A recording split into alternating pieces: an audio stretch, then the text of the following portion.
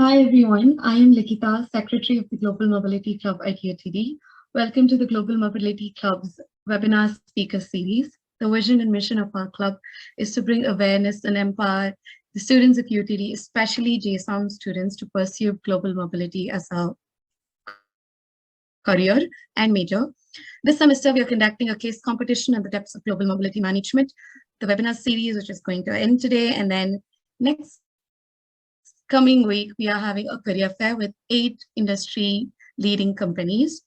If anyone's interested, you could always register through our LinkedIn and Instagram.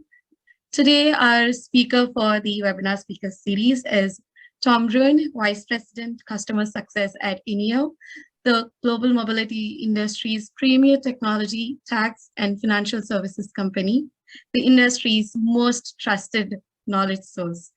Drawing over 3 decades of relocation management experience, Tom has served as a single point contact strategic advisor for clients and companies from Fortune 100 to emerging markets. Welcome, Tom. And today he's going to speak on the retention and he's going to present on that. I request every one of you to post your questions in the Q&A section and ask all your doubts from him and take the maximum you can from him. I will hand over it to you, Tom. So you have to stop sharing so I can. Yes. There you go. Okay, thank you. Let me get the deck up here real quick, folks. And do me a favor, Lakitha, as soon as you see it, would you please confirm that you see it? Yes, just loading.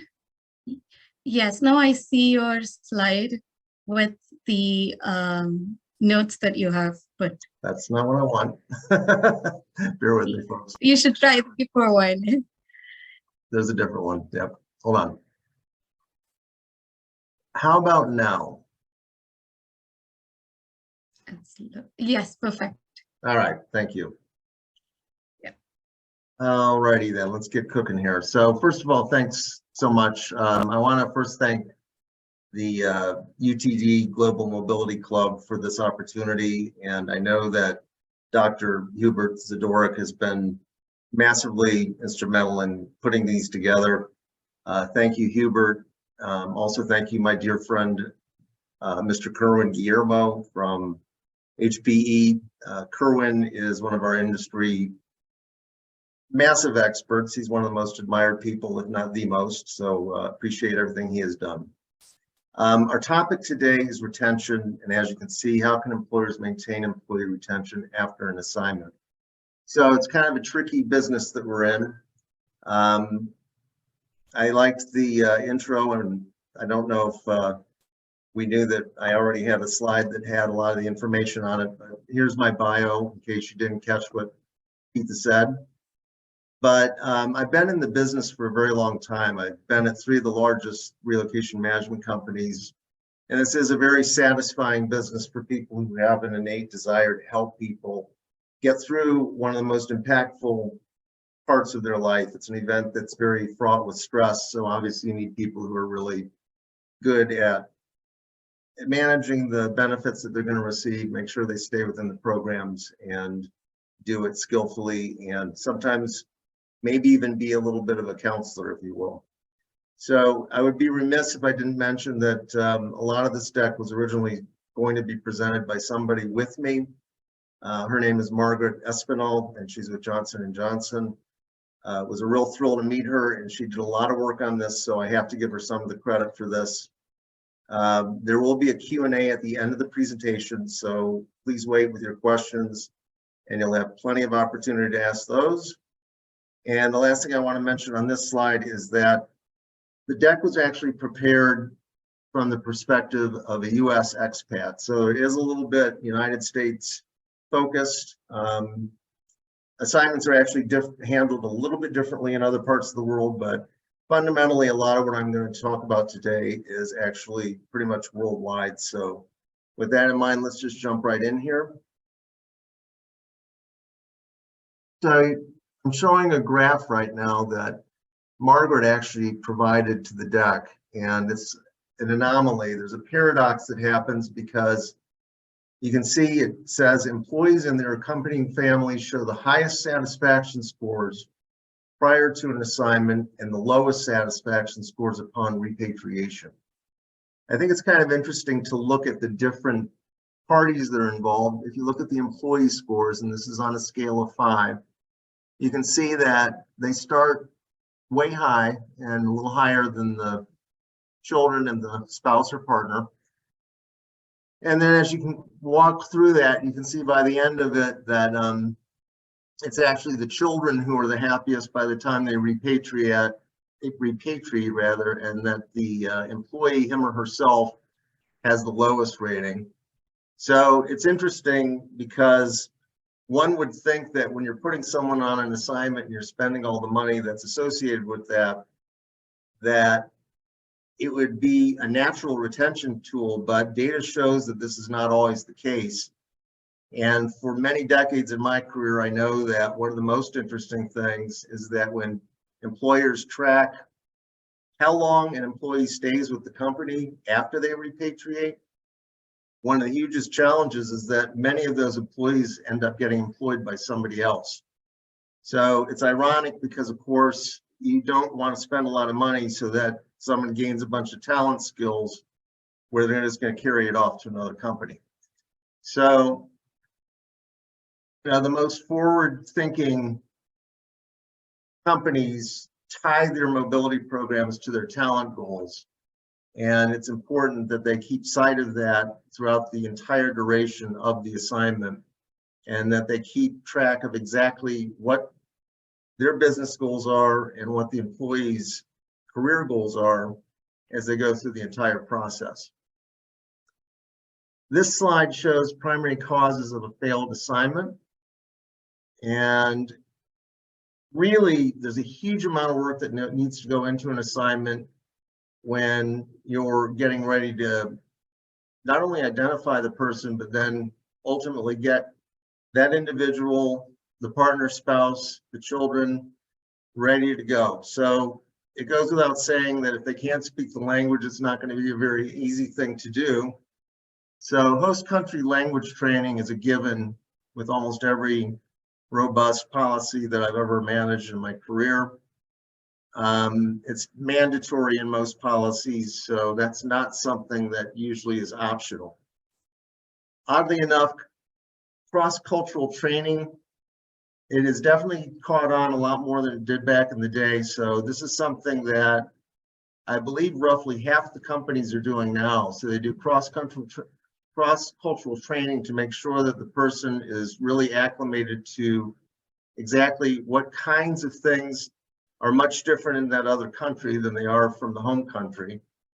And it just prepares them to be sensitive to things that they may not even think about. We'll talk about some of that stuff a little bit later, but you'd be surprised how many things, not only from a language perspective, but even the way you shake hands, your demeanor, how close you are to people, etc. These are very important things to be aware of when you're trying to conduct business and function socially in a completely different country that's very different from the United States of America. When you're entering the host country, of course, the office location onboarding is super important. And of course, it takes a village. So you need to have a lot of people that are going to be on that host country side that are ready to embrace not only the employee, but also the spouse and the children. So we're not just talking about the business and the people that are all actually employees along with that assignee employee. We're talking about a huge supply chain. We're talking about other assignees who might have families in the same location. So you want to really ramp it up so that those people are ready to be embraced when they arrive at the new location in any way possible. And don't get me wrong, there are some locations where there's not a lot of that available. So you have to basically seize the moment and take what you can get, whatever's available in that other country, the host country. I think a lot of US citizens take for granted the privileges that we have in this country as far as the rights and freedoms. And frankly, a lot of those rights and freedoms are simply non-existent in other countries. There has to be a huge education effort around that stuff so that people don't just assume that you can go to another country and behave the way you do in the United States. As far as failed assignments, family adjustment issues are a huge, huge problem. And really, I would say they're actually the leading cause of failure for an assignment. It's very difficult for a spouse or partner to just take whatever it is he or she is doing and try to transfer it to another country without being very open-minded about how different it's actually going to be. They're leaving behind their network of maybe professional friends, maybe and certainly social friends. So it's actually quite a bit more difficult if that spouse partner has his or her own job, because they're leaving that. And there are situations where that employer will cooperate, and maybe they can work remotely and maintain that professional career. But there are also other situations where it just won't work out, and they're pretty much giving up their career to focus on that assignee's career. Children and dependents, goes without saying. Schools, they have to transfer from whatever school they're going in the United States to another school at the host location. And that can have a completely different look and feel than what they're accustomed to in the United States. So that has to be dealt with, of course. And then the other factors are just what I alluded to. The United States is fairly liberal when it comes to certain types of rights. LGBTQIA plus. Yes, a lot of that stuff has made a lot of traction in our country, but there are other countries where it's still literally like going back in time in the United States. So you have to be very cognizant of that, because there are countries where it's illegal to have a gay relationship, for example. It's certainly illegal to be married to a same-sex partner. So you have to be aware of that. And there are global heat maps for this kind of stuff, where you can find out where you can go. Certain countries are a lot more accepting of these kinds of things. Other countries, not so much. And then there are certain countries where it's absolutely forbidden. So something to be aware of. Religion and politics. Two of the topics you're never supposed to talk about at a cocktail party. So I'll just give you that piece of advice.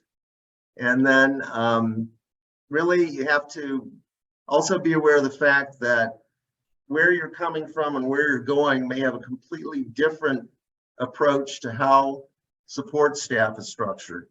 And that means both professionally at the office and at home. So there are a lot of locations where it's absolutely very common to have a maid, if you will, working in the house, and the spouse or whoever used to do all the housework doesn't even have to think about that stuff. And you just acclimate to it real quickly, because that's how it's managed in that particular country.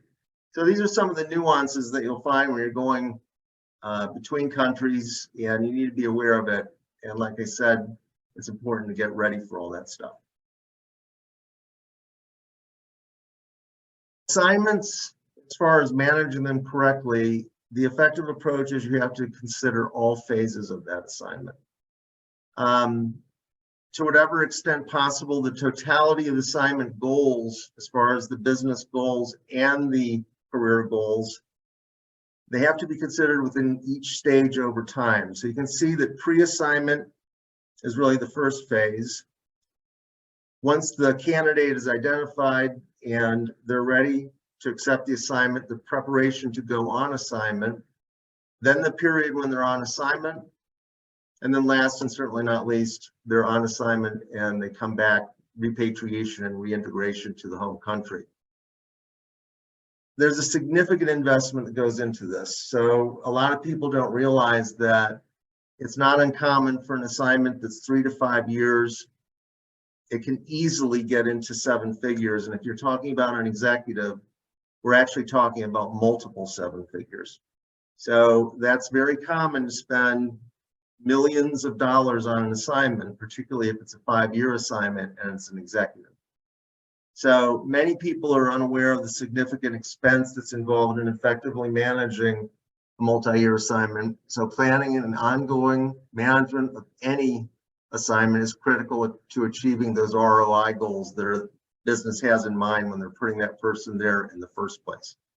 So I always tell people, to whatever extent you can, think about the full spread of time. Think about the fact that you can't possibly predict anything. So it's not like you have a crystal ball and you can anticipate everything that's going to happen while that individual is on assignment.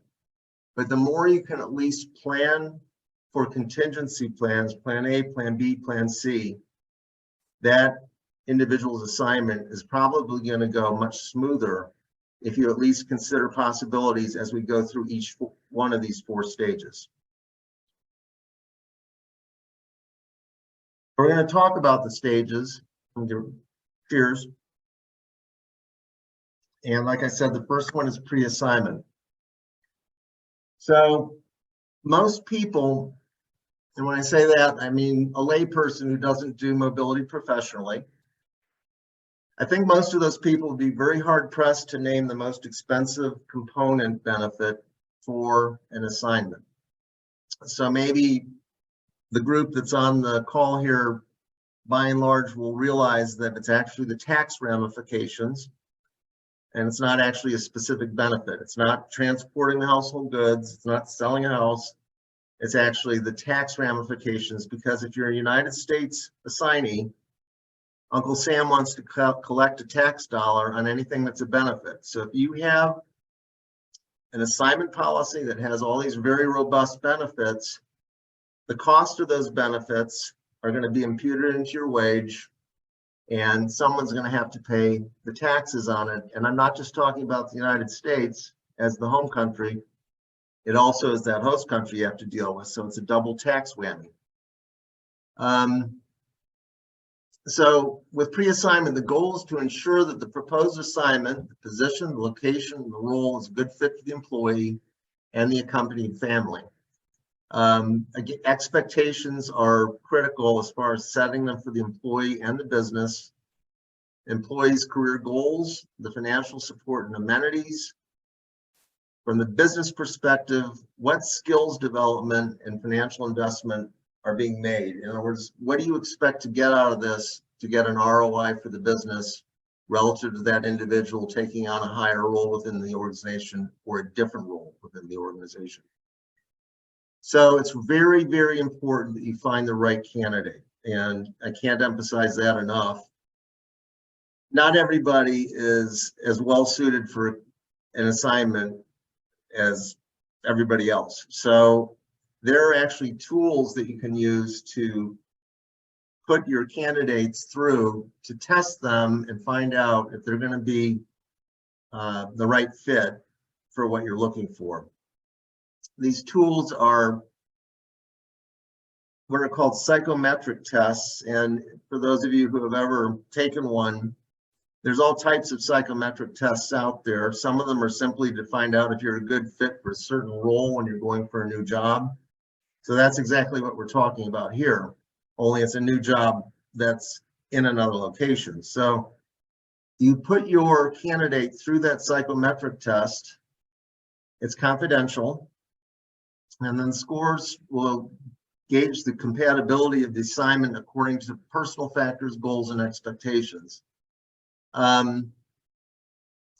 It goes without saying that if you're going to be moving to a new location, you've got to be incredibly open-minded, you've got to be incredibly patient, and you've got to be incredibly flexible. So relative to what you're trying to uncover with these psychometric tests, you're trying to find out if there's any concern over the employee's honesty and the accuracy of their ability to deal with fluid trends once they're in that new location. So it really is kind of a test of their emotional intelligence and their cultural awareness. And like I said, their flexibility and lack of rigidity. So they need to be flexible when they go to that new location. The appropriate messaging, it's not, no one should be shy about the fact that this is costing that employer a ton of money. So the assignment is the company's investment in that employee, and that employee should feel privileged if not honored, to have that investment being made. It's a huge career opportunity. Not easy, challenging for sure, but hopefully very satisfying. So it shows value and recognition contributions to the company. And it actually opens up the door for that individual to really shine. So for people who really want to, kickstart their career and show their stuff, an assignment can be an amazing opportunity.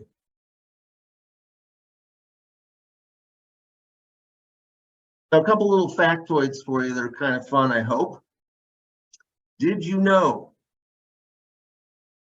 So did you know that many expats, American expats, live in gated communities? And I said American, so that's a little bit of a faux pas. You're supposed to say US because Canada and Mexico and a lot of countries are American, in case you didn't know that. So be careful with that. So there are locations where the entire expat community lives in a gated community. And the reason for that is because it's a location that might have political turmoil. There could be violence.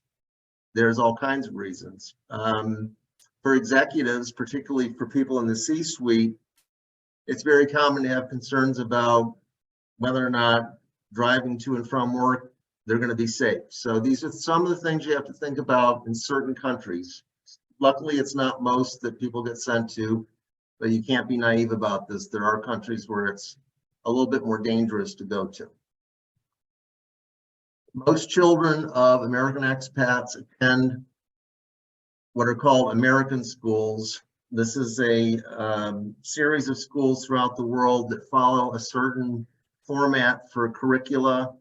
Needless to say, they have English-speaking teachers, and although they are expected to at least try to speak the host country's language, they still work with these children and teenagers and frankly graduate students sometimes. But the expectation is that they'll have an easier transition if they go to an American school. It's not that easy to get into these. It's very much a numbered thing. There's not an unlimited number of slots to fill. So you have to be very careful with the timing of getting the children in the school. In many countries, it's common to have a driver and not have a car. So, for someone who's used to having their own car, maybe they have a spiffy BMW coupe. I have no idea what they're driving, but they might have to give that up when they're on assignment because driving is just not that easy in the host country, and they need to have a driver that's going to take them to and from home to work. So surprisingly, language barriers exist for people who are citizens of the same country. From Berlitz data, for example, China has 302 individual living languages. India has 22 official languages, 121 languages, and 270 mother tongues. That's a lot. So you can't just assume that just because someone lives in India that they can move from one location or another, nor can you assume that someone who comes from an Indian heritage, for example, whose parents speak a certain language from India, that you can just ship them over into any section of India and they're going to be comfortably communicating with anyone over in India. So that's something to remember. Oops. And then one of the biggest surprises for a lot of people is that assignments in English-speaking countries are actually equally challenging. And a lot of people might scratch their heads and say, well, why would that be? Why would it be so hard for me to move to England or Australia as opposed to moving to China? Well, the answer is expectations. If you're moving from the United States to China, you expect it to be harder, you expect it to be difficult. And the expectation, of course, is that it's not going to be that hard to move to an English-speaking country. If I told you that you go to England and you say the word fanny pack to somebody in England, you'd say, so what? But believe it or not, that would be quite a faux pas. So you would not say that in England. There's a lot of things you wouldn't say in England, just like you wouldn't say certain things that they say in England here in the United States. So these are the things that are a little bit of a surprise, and it really transcends language too, because there's a lot of things relative to how people behave, how they interact. And this is why that cross-cultural training that I mentioned before is so critically important when someone's going to be moving from one location to another. If you want to retain somebody, you better make sure that they're ready to move to that new location, because if they're not, they're pretty much going to be a train wreck when they get over there, and it could be a real problem, believe me. All right, preparation. So this is phase 2. The goal is to ensure a smooth preparation process, including complex interdependencies between internal stakeholders and external partners. Most companies are really trying to put an emphasis on the employee experience. And you can see that first bullet, alignment with immigration processing timeframes. So I'm going to tell everybody, it cannot be overemphasized how critical it is to follow compliant immigration protocols. It is crucial. So anybody who has worked in this space, who's received a panic middle of the night phone call conveying that a deportation procedure has been imposed on an assignee, it's a panic situation to say the least. And when it gets to that point, very little can be done to turn a truly awful experience into a really good one. So at all costs, you want to avoid that. The other thing to be aware of is that assignees, new and especially experienced, have a bad habit of thinking that they're the experts around a lot of this stuff. So they really need a ton of counsel around immigration processing. Purposeful support for accompanying spouses and children's experiences. So that means transition support. It could be career related, school related, special needs related. There's all kinds of different avenues of support that are available to the spouse and the children, and you have to avail them for whatever they're going to need to make this a successful assignment. You want to try to minimize the touch points, and this is an industry-wide issue because, like I said before, it really does take a village. You need a huge amount of supply chain to manage through this. You need a tax provider, you need an immigration provider, you need a transportation provider, you need a housing provider. I mean, I can sit here and list literally a dozen providers that you need to do this effectively. So minimizing the touch points means trying to have a central point of coordination who at least kind of has an idea of all of the different moving parts. And even if the assignee calls that individual and that individual doesn't know the answer, that person could call someone else and get it very quickly. So that's often a relocation management company counselor. And like I said, I worked at 3 of the largest in the past, but it's a really challenging job, but it's very satisfying because you know you're helping those people out.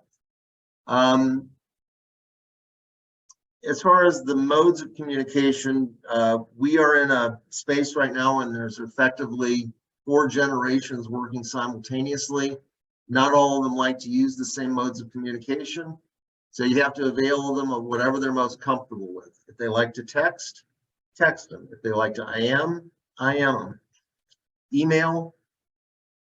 Snail mail doesn't work anymore, so I will say that. No more snail mail at least, so that's the good news for everybody on this session.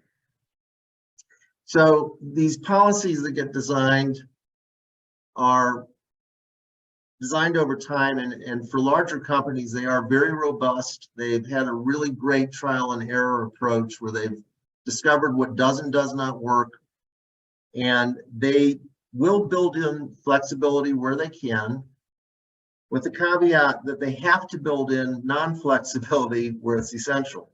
Non-flexibility, no flexibility around immigration procedures, for example. Don't do it. So There's other areas where you can be flexible. So you can have a policy where the employee and family have some selection of component benefits where they can pick and choose a la carte what they think they will use best and make their move the easiest. There is a lot of traction around creating customized packages for very specific types of transferees and their families, and I meant to say assignees.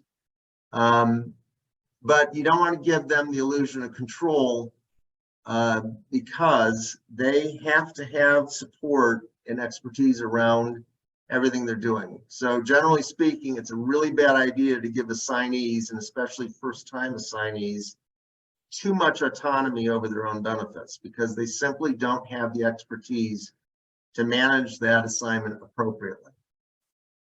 You can see that while it's okay to minimize business involvement if that's what they want, it can't just be a complete hands-off approach. They have to have some intervention throughout the assignment, and that's in all 4 stages.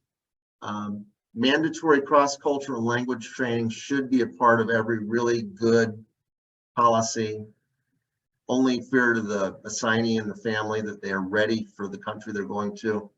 And then, as I said before, mandatory tax consultation for the assignee at least, so that they're not completely blindsided by how this impacts their tax return for each year. And when you're on an assignment, when you repatriate, the income tax ramifications of all of it linger for many years, even after you've repatriated. So you really need to have that continual tax support, typically from a Big 4 or a large accounting firm that your employer utilizes for their own taxes.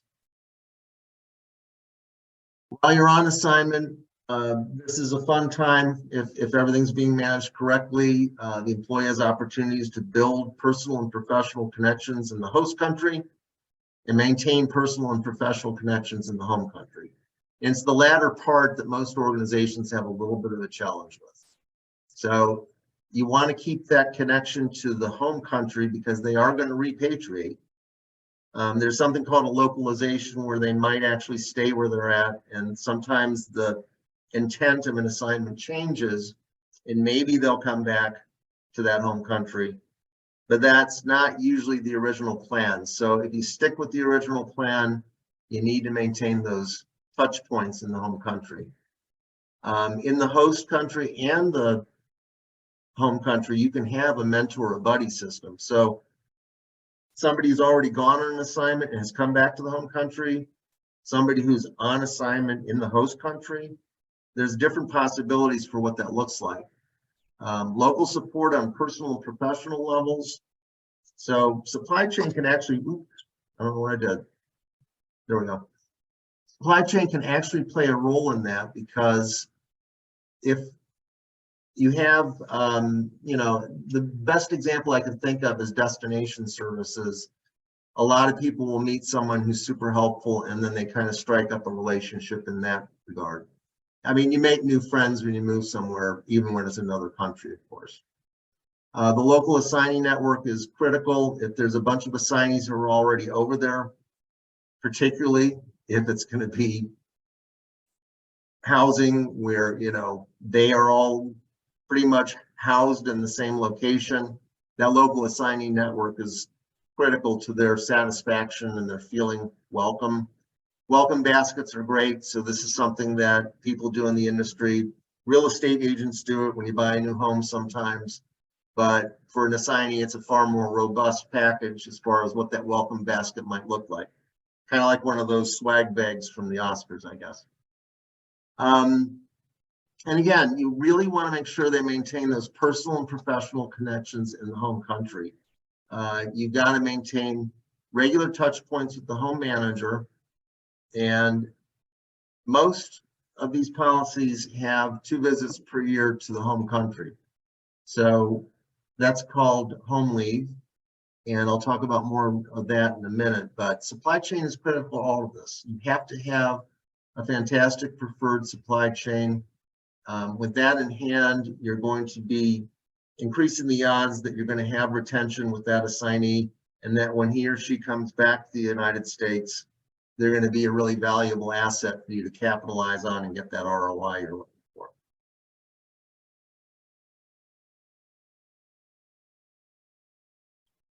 All right, the last stage. So we've been on assignment for a period of 3 to 5 years, let's say, and now the assignment is ending and now you're ready to repatriate. So the goal here is that the employee repatriates and reintegrates smoothly with the intended benefits realized for employee, which is the career, and the business, which is the skills and the retention. The business and the employee accept and appreciate a new norm. Something has changed. So I bet a lot of you who are on this, who are attendees, have probably experienced this. I know I sure did. But when you're a kid, you grow up in a certain location. Maybe you move away from that location in middle school or high school or even college. And maybe you never really go back there to live because you get on with your life. But even in your early 20s or 30s, if you go back to that location where you spent some of your childhood, I think most of us will attest to the fact that you really don't remember it as well as you thought you did. That house you lived in was a lot smaller than you remember it being. In fact, my experience is all of the streets are smaller. Everywhere you go feels smaller. And it's kind of weird because it felt so gigantic when you were a child. That's just one example. So you can imagine when you leave a location, you move to another country, you experience all this new culture, you move back to that country. Let's just say food. I'm a foodie. So I'll tell you quickly, I moved from Chicago, which is a great dining town. I won't name the city I moved to for a couple of years. It was like a domestic assignment. And I was very disappointed because they didn't have all the ethnic food I love. So I thought they would. They didn't. So I was going back to Chicago a lot more than I thought I would. So anyway, business leaders cannot necessarily expect the employee to simply revert to the same role with the same trajectory, nor can they expect that person to feel exactly the same as they did when they left. So there has to be clarity and transparency on the career path. That's the part you have control over. So the business can control that. They can't do anything about that other part that I mentioned. And it's important that they do that. Personal touch support. So it's kind of weird, but there is a stigma. If you come back and they haven't really identified what you're going to be doing, you're kind of left adrift. And it's a very uncomfortable thing to do. So I think one of the most important things any employer can do is that make sure that you have a clear-cut idea of what you're going to do with that asset. It's your employee that you just spent a heck of a lot of money on, and you want to get that ROI. If you haven't even come to the point where you're bringing them back and you have a really solid idea of what they're going to be doing when they return to the home country office, you've made a huge mistake and you will lose that person. That's a perfect example of why people don't stick around for longer than 1 or 2 years after they repatriate. So you really need to have an agile talent access infrastructure that facilitates the search for new opportunities within the organization when they come back. So I'm going to take another sip of my tea here. I figured tea would be the most global thing I could drink, so that's why I picked tea. So this is the last slide of content, and these are the final thoughts. Now, there's something called duty of care. Essentially, that's the organization's commitment to the employee. We are going to take care of you. We're going to watch out for you. We're going to watch out for things you're not even aware of. People talk about duty of care all the time. They don't really talk about duty of loyalty, and that's on the assignee side. The assignee needs to be professional, needs to have emotional intelligence, needs to do the best job he or she can do, along with the family, to make a good impression and do everything in their power to fit into that new culture. There's some horror stories out there of rogue, we'll just say people that are really high on the food chain, who are used to calling all the shots and they move to another country, sometimes that doesn't work out so well culturally. So just something to be aware of. Customs clearance. So a lot of people don't realize that there's a container that whatever household goods effects that you're going to ship to the host country are going to have to go through customs. And guess what? There can be problems with customs. So you have to be ready for all that contingency planning that I talked about before. That could mean there could be an issue with the visa and the work permits. There could be a hurricane, a weather event. There could be an earthquake. There could be a strike. There could be, okay, so you get the point.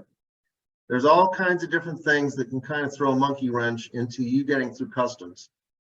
The one that's most avoidable is the first one I said.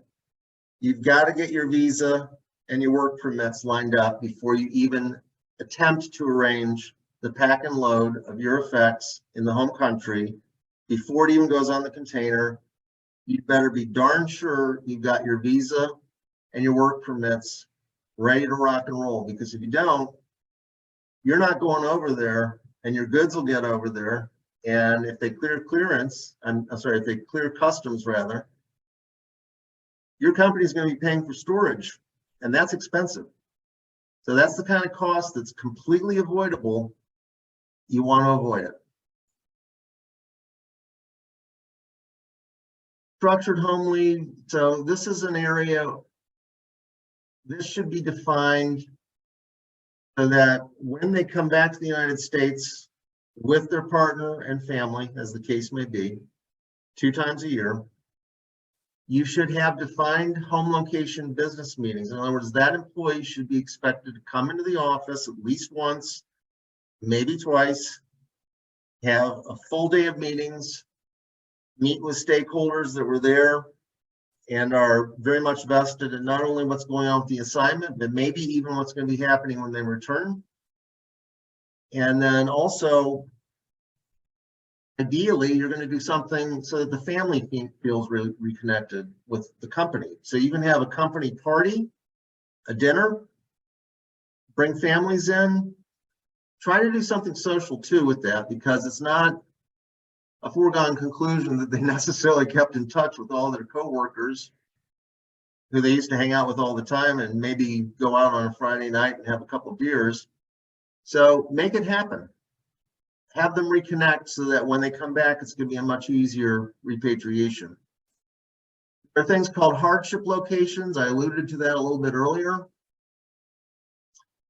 There are companies that keep metrics on where the most difficult places to move are.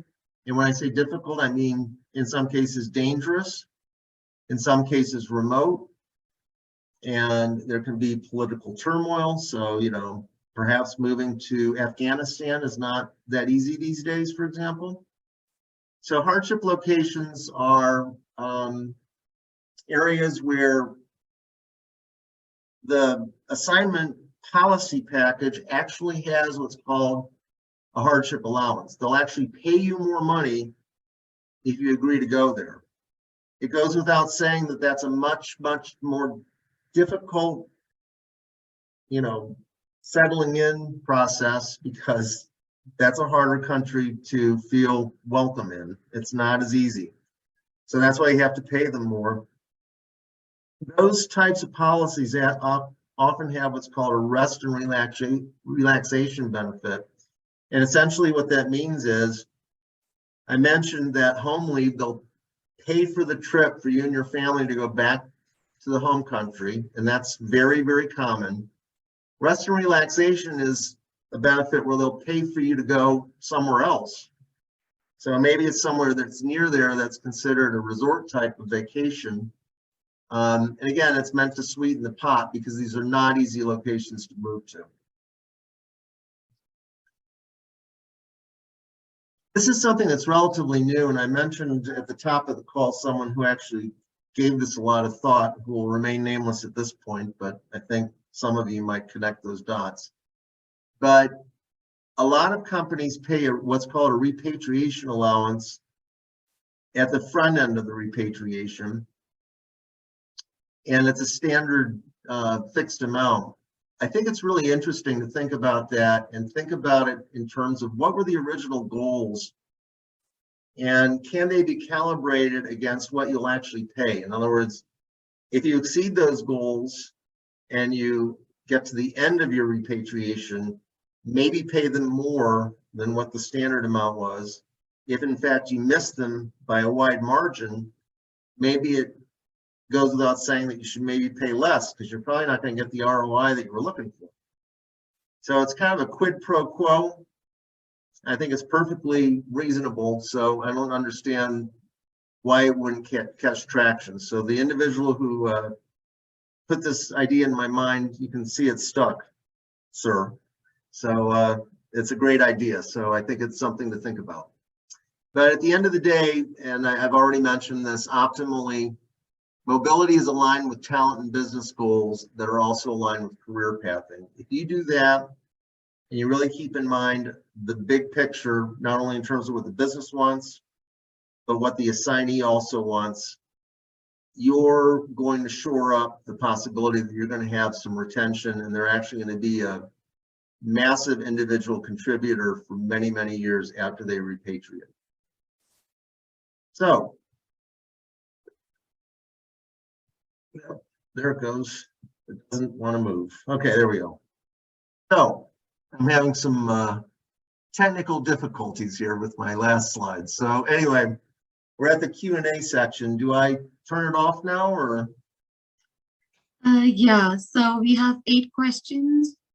Okay, hopefully I can answer them. If I can't, I'll just have to say, well, I'll have to turn to some subject matter expert and I'll get back to you. No, you will definitely get the answer. Yes, so the first question is, how can companies effectively measure the success of their global mobility programs like the cross-cultural training that you mentioned in terms of employee retention and overall business impact? So I missed one word that was very important in there. Would you repeat that question? Because I couldn't quite understand it. How can companies effectively measure the success of global mobility programs? Okay. And trainings like you mentioned about the cross-cultural trainings, coaching before, sending them across. Okay, yes. So I guess the question really is, how do you know that spending the money on a cross-cultural training program is worth it in terms of your retention? Yeah. Those costs are, of course, easily measurable. You can easily determine how much you just spent, and those are fairly standardized costs. So one of the things that companies do is they negotiate with their supply chain for pricing for duration of training. So it typically is an hourly fee, and then how many hours per employee, spouse, and child will they pay for. It's not easy at the outset. So if you just started doing cross-cultural training as an organization, you're not going to be able to get results on the success of that for many years because you're not going to know what your assignee retention is. However, if you had assignees all along, let's just put it this way, if you've been doing assignments for several decades, you know what your retention rate is historically. Once you start doing the cross-cultural training, and let's just say, I'll say 3 to 5 years later, basically you want to see that needle start to move so that your retention rates are actually going up. So in theory, once you start doing cross-cultural training and it's a robust training, you'll see that you're actually retaining more of those assignees after they repatriate. And that's something that everybody has to measure because it's the only way you can validate whether you should spend money.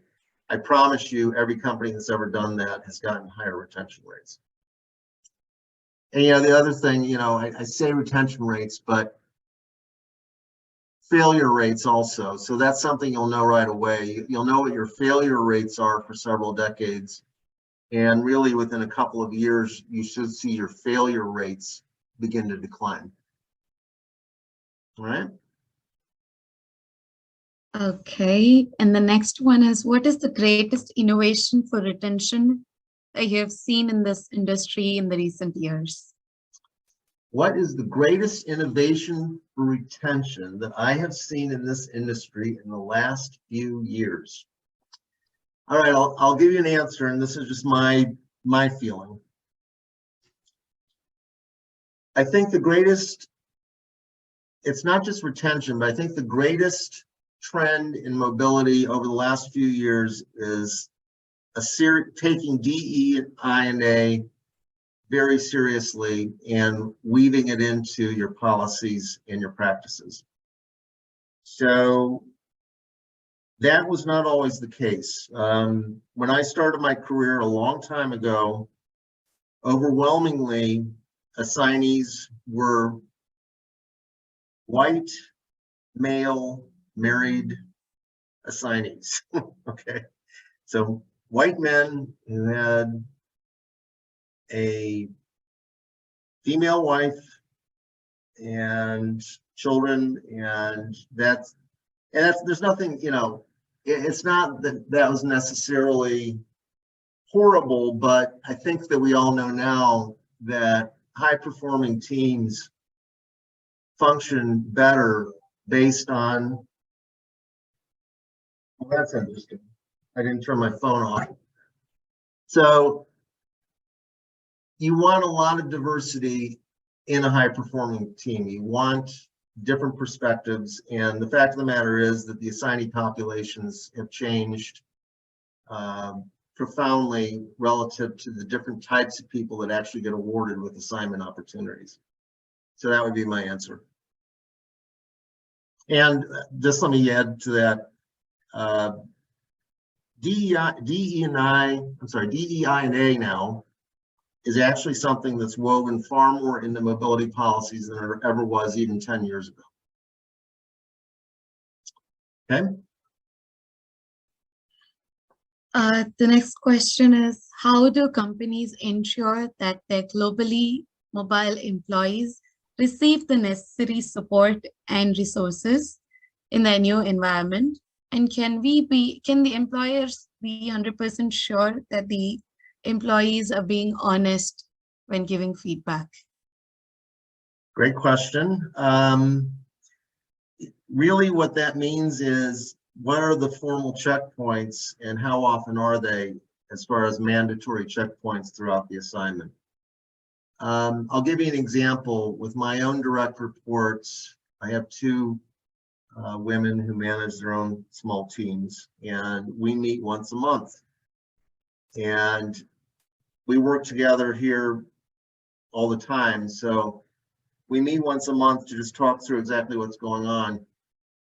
I would say that you probably need to do the exact same thing at least once a month, if not more. In other words, there's still someone in the home country that's responsible once that person comes back. So that individual needs to be vested in the success of the assignment, the success of the repatriation, and the success of the position that's been identified for that person to roll into. So you can't check in enough. You can't have that formal piece of it. To answer that a little bit further, there's actually global nomads and different types of assignments where you can actually bounce around a little bit country to country. So there's technology now that you load an app on your phone and it literally tracks where you are all the time. Why is that important? Because if you work in a country, that country wants to receive their tax revenue. So the app will track everywhere you go in the world, and you know, assignees might have bad memories, and yeah, there's probably a bad egg out there every now and again who might try to play the system a little bit. But that's a good way of kind of keeping track of where they are if they're going to have an assignment where they're a commuter or a business traveler or something like that. There's different types of, it's not an assignment per se, but it's a different type of policy.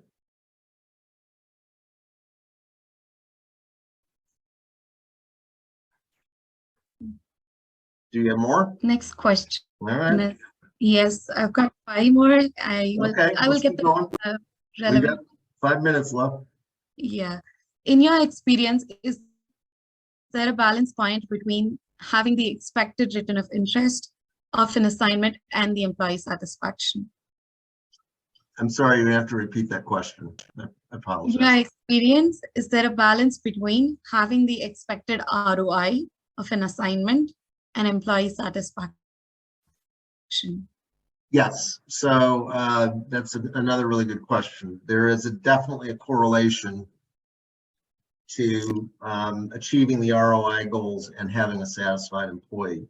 If you think about it, it's true of any job. Self-actualization is something that's important to human beings. You guys are all familiar with Maslow's hierarchy, I assume. So if you want to get to the top of that pyramid, you have to be self-actualizing. I can talk about it, I just can't say it. So anyway, that's important. You need to be satisfied in your job. You need to be challenged in your job. People who are bored in their job and who don't achieve their goals are dissatisfied. And I've always been a big believer on that.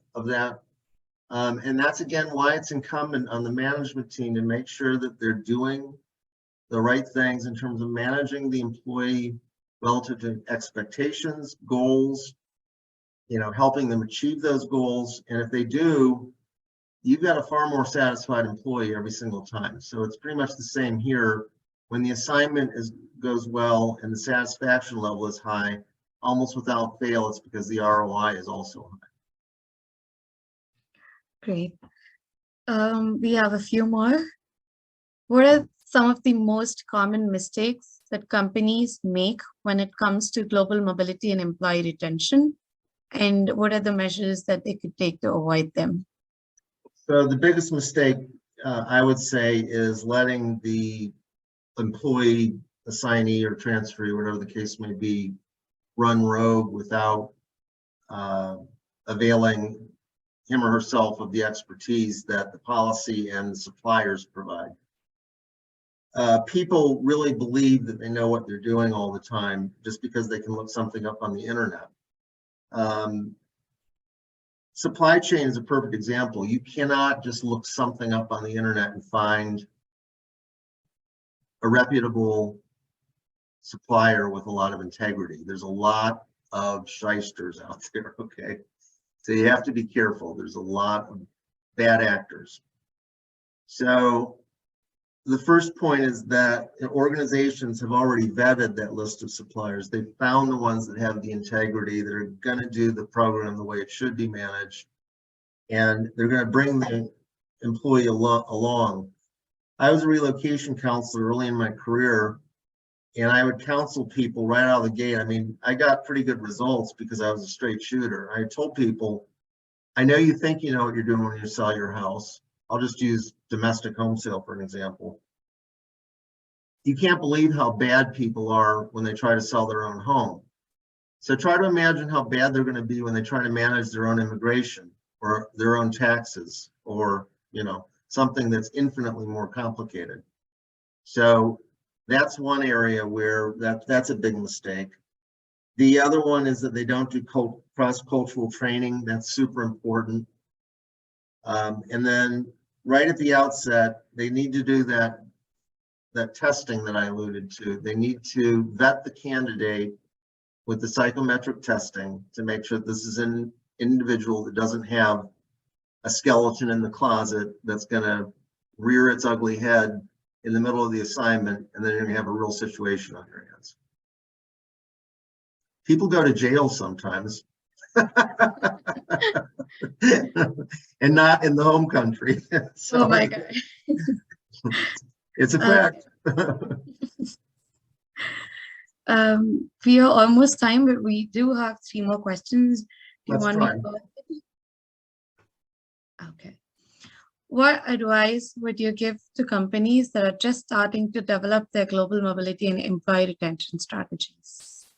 I would say talk to an expert. So, pretty much every relocation management company that's worth their salt these days has expertise in-house to help with the policy design and I imagine you've already heard this from several of the speakers. I know that Ellie Sullivan spoke earlier in the week. These are people that have the expertise to help someone, and they know all of the best practices for every single component benefit. So talk to the experts. Thank you, Tom. And then, what role does technology play in facilitating global mobility and employee retention? And how can companies leverage technology to improve these areas? So technology, first and foremost, plays a role of communication. It facilitates communication and supports the ability to make sure people understand their benefit. There is a ton of communication, again, because of all the supply chain that's involved, there has to be. So the more you can integrate to a platform and keep that central point of coordination, which is typically a relocation counselor at a relocation management company, advised of what's going on with every moving part. That person's kind of like a coach. They're coaching the team. They're managing it so that, you know, the goal of every phase of that assignment process is fulfilled and we're not dropping the ball anywhere. So that's one aspect. The other aspect is information, data, calculations, reporting, payroll reporting, balance sheets, shadow payroll. I mean, there's all kinds of stuff that goes on with an assignment where there's some very complicated math that's involved, if you will. And with the press of a button, you can get results very quickly. And then you can also get a report that shows you exactly what's going on. That's what our software does. So that's the role of technology. Thank you for asking that. I didn't know I was going to be able to plug our company. Yeah, even as mentioned, Ellie has also showed a few of the tools and dashboards, some examples that could be used for tracking the work through in international assignments when the employees assigned. Exactly. So we are kind of going there. Coming full circle, right? Last Yeah, question. I used to work with Ellie, so she's a great lady. She gave a wonderful presentation. I'm sure she did. She's never given a bad presentation in her whole life. Okay, the last question is, how much of a difference can good relocation package or benefits make when companies send an employee on an international assignment? Are there any that are more effective in your opinion?